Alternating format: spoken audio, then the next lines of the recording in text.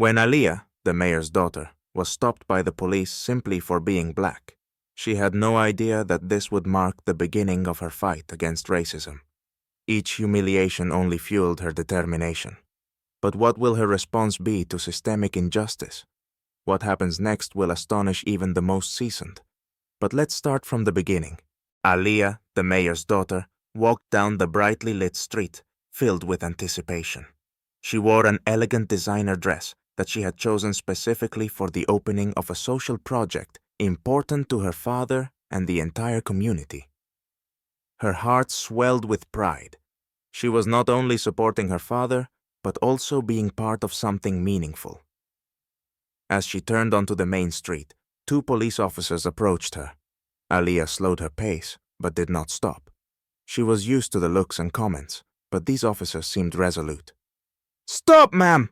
one of them shouted, pointing at her. "What's going on?" Aliyah asked cautiously, her voice sounding confident, but fear was stirring inside her. She already sensed that this might not be just a misunderstanding. "You can't walk around dressed like that? Do you have any identification?" the second officer asked, a displeased expression on his face. Aliyah froze for a moment, her mind racing with thoughts. She was bewildered and couldn't believe what was happening to her. Her heart began to race. "I'm on my way to an event. I'm the mayor's daughter," she said, pulling out her ID, hoping it would resolve the situation. The officers only exchanged glances, ignoring her words. "You look suspicious," the first officer stated, no longer hiding his bias. "Please, come with us." Aliyah felt anger and indignation rising within her. Was this all because of her skin color? She knew society often viewed black people with prejudice, but now it was directed at her. She took a breath, trying to maintain her composure, and took out her phone. "I'm recording this to show how I'm being treated," she said, pointing the camera at the officers. "I haven't done anything wrong." A crowd began to gather around her, their whispers growing louder. Some people pulled out their phones to document the incident. Aliyah realized she was not alone, and this gave her strength. "Do you want to call my father?" she asked, trying to sound calm, even though a hurricane of emotions raged in her heart. "He'll be here in a few minutes." Discontented murmurs rose from the crowd. People started supporting her, questioning the police. Sensing the mounting pressure from the public, the officers exchanged glances, and their confidence began to waver. "This isn't right," one woman in the crowd said. "She hasn't done anything wrong." Aliyah caught herself thinking that she had now become a symbol. Her inner determination grew. She was no longer just the mayor's daughter. She was a voice against injustice. The police, noticing how the situation was escalating, began to hold themselves back, but their unease did not escape her notice. Aliyah knew this was just the beginning of her fight. She gathered her thoughts and resolved that she would not allow prejudice to prevail. The gathered crowd actively discussed what was happening. Aliyah felt her voice gaining strength, encouraged by the support of those around her. She continued to live stream, describing the situation and how she was being stopped simply because of her skin color. "This isn't the first time the police have behaved like this," she said to the camera, her face reflecting determination. "We will no longer remain silent." The crowd erupted in response. Supportive comments began to appear on her video. "We're with you, Aliyah," and "This shouldn't be happening." Each new message boosted her confidence. At that moment, one of the officers stepped closer, trying to diffuse the tension. "Ma'am, let's calm down," he said, but there was uncertainty in his voice. "We're just doing our job." "Your actions have no justification," Aliyah replied, her voice full of strength. "You need to be accountable for your biased behavior." Nearby, her father, the mayor, appeared. Seeing his daughter surrounded by police, he rushed to her, the faces of passers-by filled with concern and interest. "What's happening here?" he asked, looking at the officers with discontent. His voice was confident, but he felt the situation escalating. "We're just checking her ID," one of the officers replied, but the confidence in his tone had already faded. "She is my daughter, and I demand an explanation," the mayor said sharply, addressing the crowd. "This is unacceptable." Support from the community intensified. People began shouting slogans for justice, creating an atmosphere of unity. Aliyah felt her excitement turning into determination. This was her moment. "If I were white, this wouldn't be happening," she shouted, and the crowd responded with cheers of approval. Soon, her live stream reached thousands of viewers. Social media began flooding with messages about the incident, igniting a wave of outrage. Comments in the live chat included, "This is a disgrace," and "Where is the justice?" Aliyah understood they were on the brink of something bigger than just a street confrontation. "We must change the system," she proclaimed, looking into the camera, her heart beating in rhythm with her passion. "We demand respect and truth." At that moment, one of the officers finally began to realize that this was not just a minor incident. His gaze softened, and he seemed to be trying to understand the world they lived in. Aliyah couldn't allow herself to give up. She saw people approaching her father, wanting to express support and share their stories. This was a signal. Their fight was just beginning. Aliyah realized that together they could bring about change, and a spark of hope ignited in her heart. The situation on the street was heating up as the mayor stood beside Aliyah, looking at the gathered crowd. People were shouting slogans demanding justice, which empowered him. He realized that his daughter had become the face of the fight for black rights, and he could not let this end in failure. "Officers," he began, raising his voice, "you are not only breaking the law, you are humiliating the dignity of a person. This is unacceptable." The police finally began to realize that their actions had consequences. One of them, the officer who had already spoken to Aliyah, looked embarrassed. "We were just doing our job," he mumbled, but his words no longer sounded confident.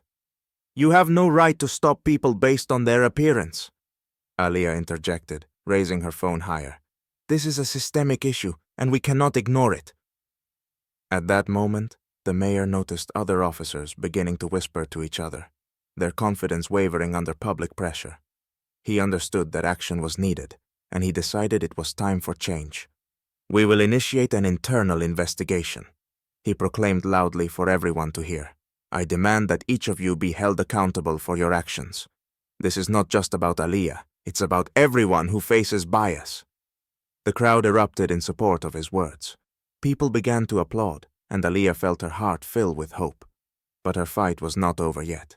She addressed the crowd. "We must keep speaking until every voice is heard. We need to create a platform for everyone who has experienced similar situations." The mayor nodded, realizing they needed to join forces. He proposed organizing public meetings where people could share their stories and experiences to help create a plan for change. But one of the officers, feeling the pressure, said, "We were just following orders. We were taught to act this way." Aliyah turned to him, her eyes sparkling with determination. "Instructions cannot justify bias," she shouted. "Your job is to protect people, not oppress them." At that moment, her video began to gain popularity. People started sharing it, and soon news channels began to pick up the story. Social media filled with messages about the incident, and the public demanded justice. Aliyah knew they had become part of a larger movement. This was not just her confrontation with the system. It was an opportunity to change the game. She looked at her father and realized that their combined efforts could lead to real change. A few days after the incident, Aliyah and her father organized the first public meeting at the local center.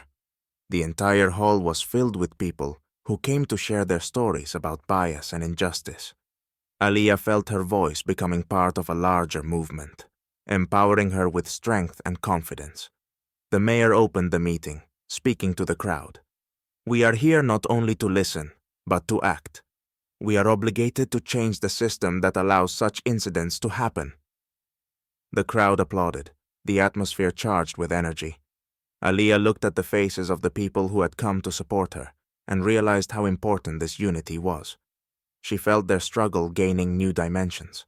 As people began to share their stories, a sense of unity and bitterness filled the air. One man recounted how he had been arrested for no reason while simply walking in the park, and another woman described how she had been humiliated at work because of her skin color.